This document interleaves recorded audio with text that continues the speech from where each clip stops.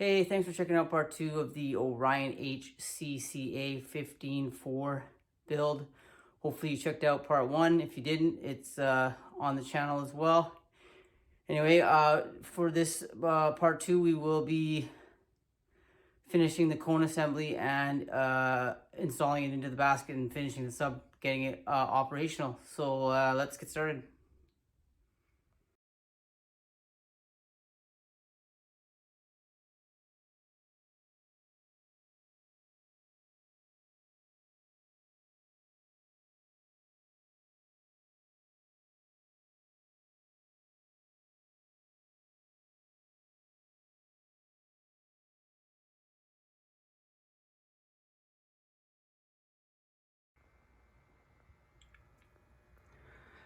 So I just finished flooding the underside of the lower spider with some black high temperature epoxy.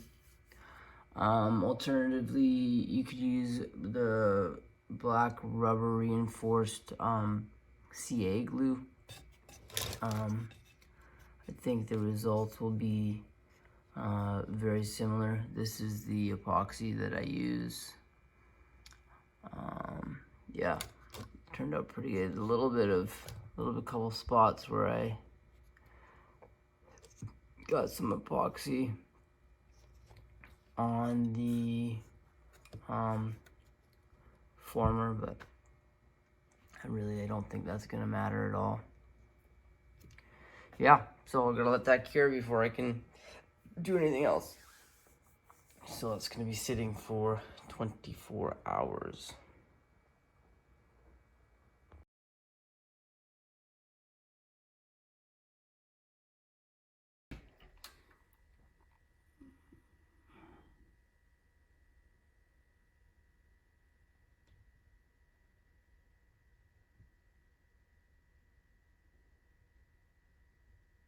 That's weird.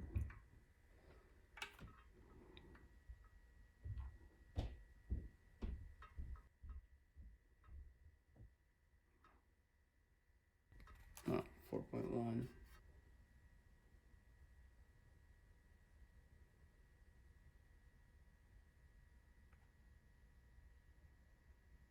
It's a bit better. So, I ran into a bit of a complication when doing the second HCCA 15.4.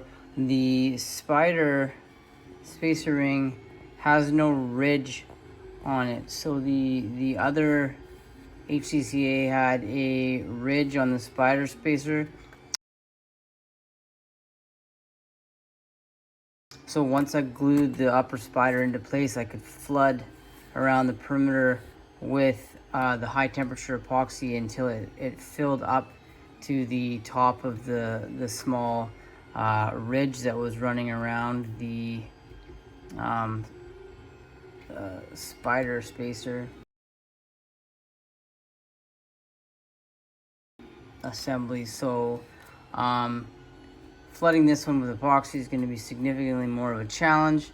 Right now I'm attempting to print some ABS dams that I will temporarily glue onto the spider spacer around the perimeter so that I can flood against those and then just pop them off after and maybe do a little bit of cleanup if any of the glue kind of leaks under it or whatever. But like I say, the outside will be sealed, so it won't run out.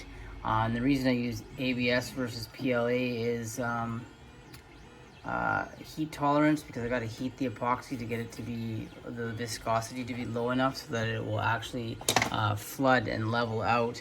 Unfortunately, my garage isn't hot enough to keep the PLA at a liquidy enough, low enough viscosity to do a smooth flood. So I need to use a heat gun, and if I use PLA, the heat gun will cause it to warp, and so that's why I'm attempting to make some temporary ridges out of ABS. It's significantly more challenging to print with. Also, the outside diameter of the spider spacer is 10 inches, or the the inside diameter is 200 anyway, it's bigger than my print bed, so I can't actually print it in one piece. I got to print 4 pieces and then glue them together. Again, they're not staying on the sub, they're just temporary restraints to hold the epoxy back while it's curing, and then they'll just be chucked in the garbage or in the recycling or whatever. Yeah, let's hope that works. So the deadline for completion on this project has, well, hasn't really changed, but it is now rapidly approaching, and I don't have any time to spare on getting it done. So we're about to take a big chance on flooding this with epoxy and keeping our fingers very, very crossed that nothing leaks past this dam, and that will be able to get the dam off once it's done. And that the dam doesn't melt when we heat the epoxy to get it a little bit more, the lower viscosity. There's a lot of things that could go wrong here, but we're gonna do our best and see what happens. So let's check it out.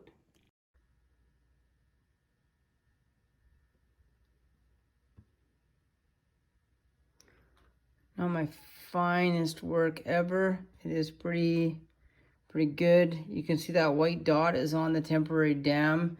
The actual epoxy isn't really touching it. It's just up to it, and I've removed the epoxy down to the spider adapter right along the edge of it, so that once the epoxy is cured enough on top of the spider here, I will pull those fences off and maybe have to buff the Teflon or whatever kind of plastic that is, to take out any rough spots or any little bit of leftover glue or anything that got under the dams or anything like that. But for the most part, it's looking pretty good. I'm very pleased with the outcome there.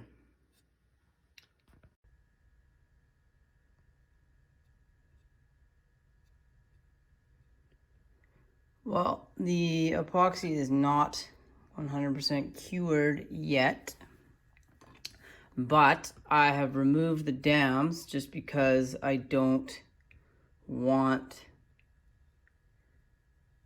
the epoxy to hold the dams in place. So that you can see a couple spots where the epoxy went under the dams, and it's not super clean edge, but honestly, like, it's beautiful. It's absolutely beautiful. I did actually hit it with my finger there, unfortunately, so there's a little dent, but there it is. I could have gone way worse. So now that the spider is glued down to the spider seat and everything is connected, the leads are done, the next thing to do is to put the cone on. So I bolted the spider adapter thing or spacer ring assembly, terminal assembly, etc. onto the basket. The next thing to do is drop the cone on and glue it in place. So that's what we're gonna do.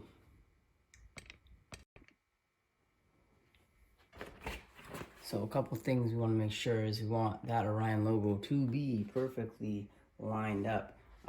Much like I did the other one, I'm lining it up with the serial number here. So Orion logo, serial number, and then the terminals on either side. I've opened up the inside diameter so it fits over the voice coil quite loosely, so it's not applying any pressure, so that once we clamp there's cone into place, we know that that's where it's going to sit after. There's a bit of work to do on this. I still got to do some painting on the HCCA logos. 3 of them are done. this one, this one, and this one, and then this one, and this one need to be painted again. This one's not too bad. This one's really bad. Anyway, this was quite corroded when I got it, so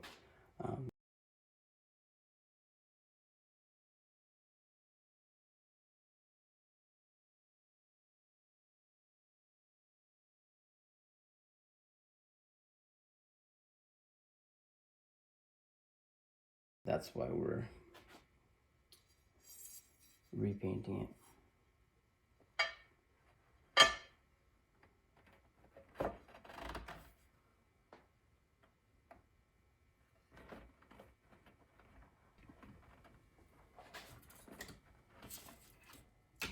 So now we've got this clamped. It still isn't attached to the voice coil former yet.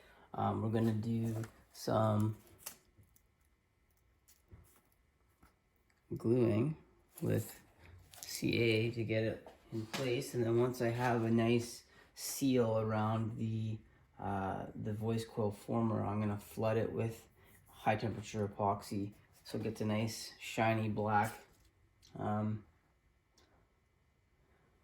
glue bead in there, and then I'll go from the underside. Once I'll pull the assembly out and glue the underside with the black CA glue, Star Bond, rubber reinforced. So that's the next step. So now that the preliminary gluing is complete, I'm gonna take a look at the bead of CA glue that I put around. So what I'll do is I will flood on top of that with the HT epoxy. Get a nice smooth valley in there, and yeah, it'll look and perform very well, even though you won't see it because it will be underneath the dust cap. It still makes it look slick. So there is the high temperature epoxy flood. I'm not gonna go all the way over the white ring that you're seeing. That's where the old epoxy was removed. There is no damage to the cone under that area. Not that there's particular damage here. There's just some paper removed from the surface where the glue came off the dust cap. That being said, I'm gonna leave that the way it is so that I don't add any unnecessary weight to the cone assembly. The problem with epoxy is it is quite heavy. There's lots of glue on there. The bead is probably a 1/4 inch in diameter at least. It is sitting in the valley where the cone meets the voice coil. So I'm happy with it the way it is. It will definitely be adequate for adhesion. It's once again not maybe the prettiest it could be, but it's not going to be seen. So I'm going to leave it the way it is. Again, to err on the side of performance as opposed to aesthetic. So I've just finished gluing together the cone assembly for the HCCA. This is the 8-layer flat one aluminum. I did the double spider, as is you know, stock for the sub. I used the same spider spacer ring. You can see that most of the epoxy went on pretty good. There's a couple of spots where it doesn't look great, but it's not gonna functionally affect the sub. I might give it some sanding before I glue the whole thing together. I did a bit of the rubber reinforced CA inside where the cone and the spiders come together, and then I flooded the valley between the cone and the former with the high temperature epoxy as well. So yeah, that's what the cone assembly looks like. Take a look at that. Before I'm gonna put it together. The next thing I have to do is shim it and put it back into the sub. So that will go in this way just to be consistent with how I did all the assembly. So I'll shim it, bolt everything down, put the trim ring on, and then I'm going to glue the original primary dust cap to the top of the voice coil. So look at that. Once that's glued in, so after everything's clamped in place, pull the shims out, glue the primary cap in place, then glue the secondary cap. It covers all this ugly damage from removing it in the first place. It just all peels off. It's just old glue, and it all, like I say, sits underneath the original dust cap that's going back on here when I put it all back together. So that is the next step: assembling, mounting the cone assembly into the basket. So this is an Orion HCCA 15.4. This is the cone assembly that I built for the shifted motor. This is also the motor that I realigned. So we're gonna do a quick couple excursion tests on it, free air, and see how it does.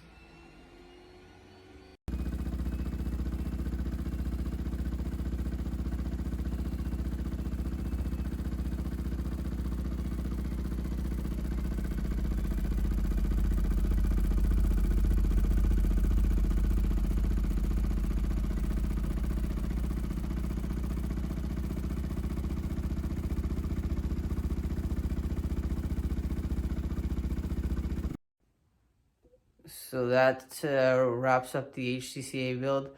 Thank you for checking out this video. Hopefully you'll check out some of my other videos, maybe subscribe. But if not, that's cool too. Thanks again.